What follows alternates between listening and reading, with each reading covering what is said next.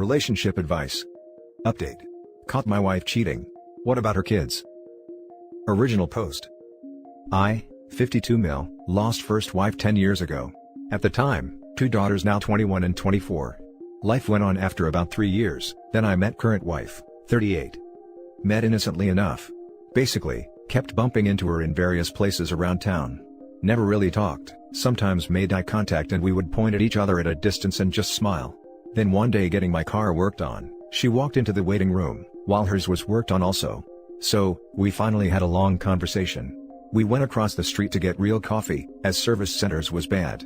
We talked about an hour, then I was paged that mine was done. I asked if she would like to do lunch one day to continue talking, so we exchanged numbers and set a day to meet up. We dated 2 years before we got married. She has 2 boys, now 10 and 14. They moved into my house as they had been living with her parents for 3 years. My girls loved her. Not as a stepmom, but as a big sister. Although having another adult in the house with 2 teenage girls was a blessing. Life is grand. I love those boys as if we're my own and I want to adopt them when they can make a decision on their own. The little one even calls me dad. For the oldest, it was awkward, so I told him to call me what he felt comfortable with, my first name. The girls called her by her name too. Wife became a stay-at-home mom. We decided until kids were adjusted, but now she doesn't want to work and does volunteer at school lunch and other things. Daughter 1 goes off to college and is now graduated. The younger daughter graduated this past morning too and we are moving the rest of her things this weekend.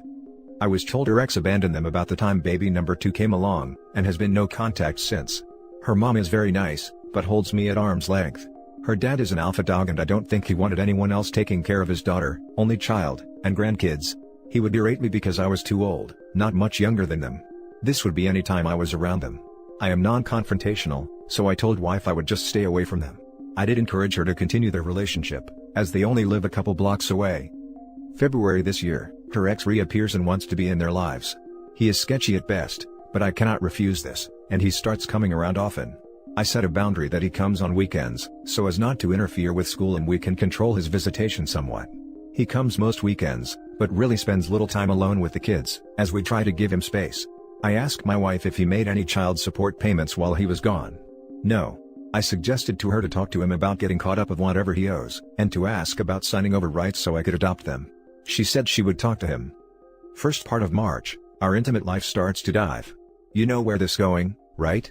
But I am oblivious. I mentioned to wife this and she has the usual excuses. I notice little things around the house are different too. My favorite snacks are gone, missing a few beers, not a big drinker, just one every now and then. But the big one was, I could smell what I thought was grass. I asked wife if she was smoking, as we don't, she hasn't. I thought the now 14-year-old was and I suggested we talk with him. She says she would handle it. About 2 weeks ago, 14-year-old asks me if I love mom. I said yes, thinking he has a girlfriend. Time for a talk, right? He says that we always sat together and were touching each other some way or the other. This made him feel good. He asks if mom loved his dad. I responded that sure on some level she does. Why ask?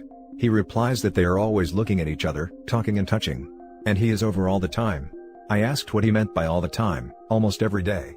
When they get home from school, he is there, then leaves. That weekend I'm in the living room and he is over for visitation. He comes in and sits down across from me with a beer. I look up from my reading, and tell him to help himself to a beer. He says nothing. I ask why isn't he with the kids as I could hear laughing coming from the family room. He said he might go in a little bit. I tell him I will not drink in front of the kids, I wait until after they are in bed. He says nothing. He then states, you know I am only here for her. What does that mean? You're talking about my wife? He says, technically not divorced, he never signed papers, so she is his wife. I know a judge signed off on divorce because he could not be found, that's why it took longer to divorce. I finally ask about the child support, since I never heard back. He just looked at me and said that he was caught up, paid her $15,000 in cash. WTF. I asked then if she talked to him about giving up rights, never asked. He asked what would it be worth to me. I said you got to be kidding, you would sell your kids? Before he could answer I told him to leave. The next day, this past Sunday the kids were at grandma and grandpa with wife. I bought and installed a camera. I put it on top of the TV. I was very small and has a view of the front door and living room, also motion activated. Nothing unusual, until Wednesday about 10 a.m. I get an alert on the phone when the camera activates. So, I am at work and I get a notice, figure it's the wife cleaning up, but I look anyways. He comes back. She lets him in and they kiss long. He starts grabbing at her, she playfully pushes away, They are laughing, no sound. He sits on the couch, then she brings him a beer and snacks. 10 a.m. She disappears. She is back a few minutes later, clothes changed as she is going to school for lunch. They are talking. More grabbing, more pushing away, laughing. A few minutes later, she is up getting ready to leave. He gets up then grabs her again. Making some gestures, then poses like he is praying with hands together. They sit down again, then she gives him head. She finishes up, goes out of range. Comes back, says something, then leave. He then watches TV, then he takes a nap. Screen eventually goes blank. A little after 1 p.m., another alert and she is home. They talk, then they both leave the room. I know they are headed to bedroom, so I race home and find them. They never heard me coming. There is the hysterics that you would expect. He slithers out and I tell her she has to go. She pleads that it was a one-time mistake, that he had just got there. She was lonely because we weren't having intimacy, etc. I called BS. I then asked how often he came over. She says just the weekends. This was an anomaly. I showed the video of him napping. She said he was tired and asked too. Then I showed her the BJ. She had nothing to say to this, so I told her to pack her bags and she is out. I left and called her dad to take them in, and said we were having issues. He of course takes the alpha position, and tells me how I would screw this up, yada yada. I couldn't even get a word in. Finally, I stopped him, asked again, he said yes, then started on me again. I had enough of it, so I said I would send him something. I sent the video edited down to the BJ. I told him to view it, and call me back if I was wrong. Never heard back from him. I talked to a lawyer Thursday. He helped with the estate plan after my first wife and he referred me to a partner who does family law, and we'll meet Tuesday as the divorce will happen. He felt, but did not know for sure, that I would be on the hook for support for the kids. There would be no alimony since she broke our prenup. I made it up before marriage in addition to the estate plan to protect my girls. I don't care about the support though, I'd be glad to do it. It's the boys. So, my question or advice needed, has anyone else been through divorce and was able to see their ex's kids, even if they are not yours? How did that go? The 14-year-old is partially vulnerable as he will be in high school next year, formative years. I don't want to see him go down the tube and turn out like his dad. Thanks to all in advance. Now for the top advice before reading the update. I sent the video edited down to the BJ. I told him to view it and call me back if I was wrong. Never heard back. Savage. I would pay an absurd amount of money to see this dad's reaction. I'm so sorry, this sounds awful. I have a feeling that your wife was hiding him for longer than you think. But what kind of trashy family is giving you crap when their daughter is the one that messed up? Unfortunately, you got caught in a situation that had relatively high risk from start. May I advise you not to give any money if they are not your kids. She won't utilize it for the boys. She'll most likely to spend it with that joke of a man. So, what's the situation now? Is she still begging you? I have no contact. Too busy with daughter's graduation this weekend anyways. Won't talk until I get the legal advice Tuesday. Thanks for advice. Given the age of the kids, it's likely that they can participate somehow in the divorce and custody conversation, and give their own preferences. Some mediations give the kids their own time alone with the decision maker to say their piece. Sounds like the kids are bonded to you, so don't lose hope that you'll still be a big part of their lives. Thank you for the support. Update. Sorry, this update might be jumbled as I originally updated in the wrong sub. This is the umpteenth time I have written this out, each time it's shorter. I'm not sure how to cross-post, so I am retyping, so bear with me. Last week was a busy week with daughter's graduation, moving her home, kids' sports starting, lawyer, and the first face-to-face with my wife. Got home Sunday and put daughter's stuff from the apartment in the garage. I get a call early evening from the 14-year-old. Dad, what's going on? No one is talking to us. Mom and Grandma are crying, Grandpa's yelling. Is this because of what I told you? I assured him that his mom made a bad mistake, and that he had nothing to do with this mess. He asked if I was packing up their stuff because he saw the U-Haul in the driveway. I explained what happened, and that all their stuff will remain there. Monday and Wednesday were sports nights. Family sits in the bleachers while I stand behind the home plate backstop. My usual spot since I don't see eye to eye with father-in-law. On the way across the field, the oldest stops his warm-up and rubs over to me. We hug and talk a few minutes, then I send him back. As I get to my spot, I have the 10-year-old crash into me at full speed. I bend down, hug and kiss him all over as he is squirming away. My father-in-law then asks if we could talk, and we step away from earshot. He apologizes for the way he has treated me in the past, and that he was wrong. Well, a little late, but I accepted, and said I knew that it was a hard thing for him to do. He invited me to sit with them, but I declined. He asked if I wanted to talk to wife. I said Thursday would be better, and we set the time and place. Tuesday comes and we meet with the lawyers. I told him the whole story. He knew from his partner but wanted to hear from me. He asked what I wanted to do. I wanted to stay with the boys, then stay married. The boys were the most important. He stated that in his experience, that the marriage would be a charade and not good for the boys. We could work out a visitation if wife is willing. As far as support is concerned, he said I could do what I wanted for the boys. Not to give her anything for me to control. The prenup was solid and she violated the conditions, so no support. He cautioned though that judges around the country have in some instances, ordered child support in my case due to being in their lives for so long. He did not think our judges have ruled that way in the past, but you never know. He was sure her attorney would seek support, so he suggested that we try to agree on everything we could before the court hearing, then the judge would look favorably on us. Before leaving, he told me that every Monday morning, the partners meet to discuss new and ongoing cases. My previous attorney started out describing everything. Each partner has a specialty. Estate planning/elder law, criminal, liability, family. Later in the afternoon, the criminal lawyer meets up with my attorney. After the meeting, he called a contact in the prosecutor's office. The $15,000 did not seem right. How do folks in the middle class have $15,000 in cash laying around? Turns out, X did not abandon them, he was in jail. He was released 3 years ago when feds were releasing non-violent criminals to ease overcrowding, etc. He was sure the police would be interested if he was back and practicing his profession again. But he did not have any other info but the jail time. Thursday, I meet with the wife and father-in-law. I asked if they minded if I recorded, so there would be no misinterpretation later. They agreed. Before we started, wife wanted to talk privately, so father-in-law moved to another room. Wife started to apologize, but I cut her off. I said before you say anything, know that I know a lot more than you think. I asked how long the affair was going, she said the one time. I told her the video shows that is not true. I played a clip of her dusting the TV. She never saw the camera. I know it was only a few days, but she was going to lie, so I was too. She thought it was part of the video game. It's not big, but it is obvious on top of TV. She then admitted that since March almost right away. I told her no more lies. I told her of the family secret, that he was in jail and did not run away. She admitted to this also. I asked how long they were in contact, said since February. I asked if she met up any time before him appearing, she said no. I then told her he had been out for 3 years. The look on her face told me she did not know. We get father-in-law back in. Turn on the recorder, and I asked if she had a lawyer? No. I told her to get one because a divorce will happen. They both asked if something along reconciliation could take place. I said no. I said I wanted the boys and she could live with the ex. I told her when we speaking privately, that ex tried to sell me the boys. I repeated it for father-in-law.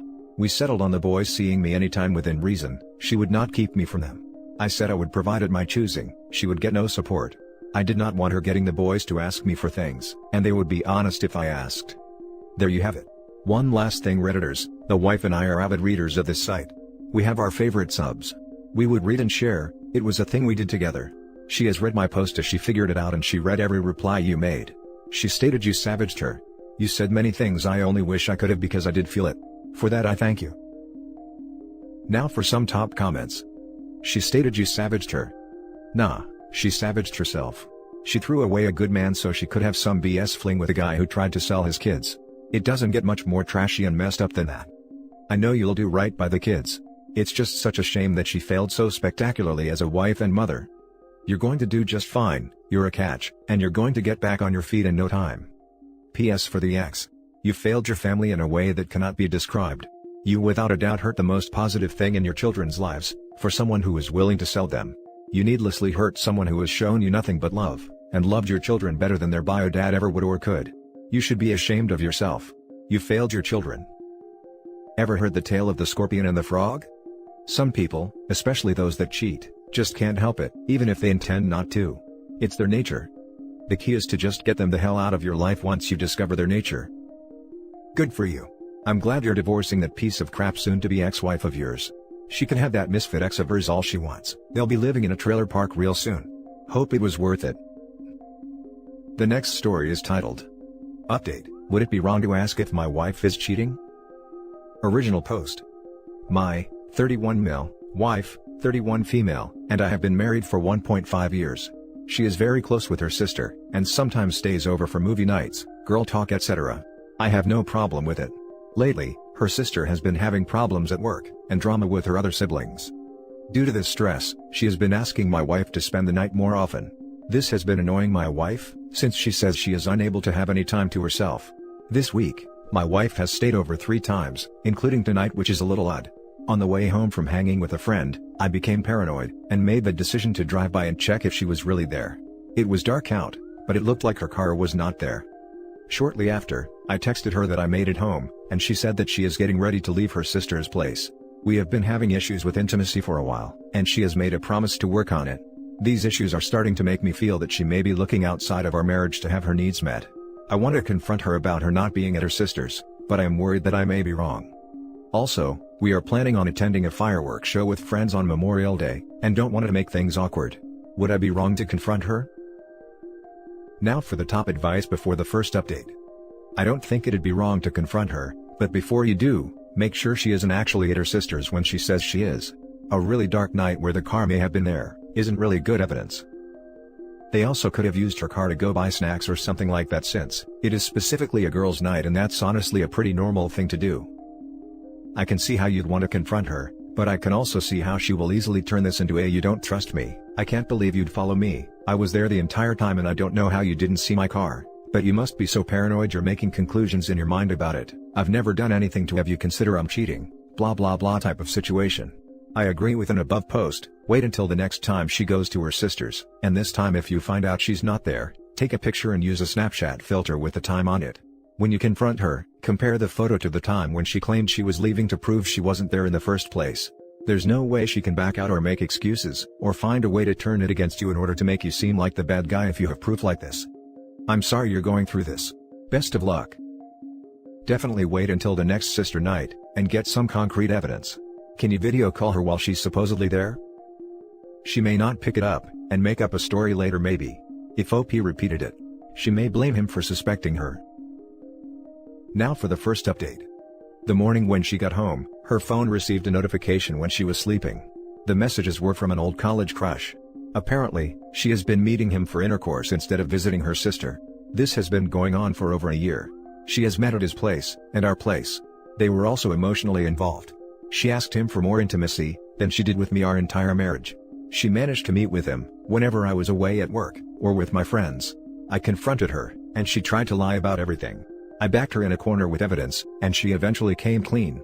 She cried, and tried apologizing several times, but I left the house. I had small suspicions over the years, but thought I was just being paranoid. We haven't had intercourse since we've been married, and have been through counseling.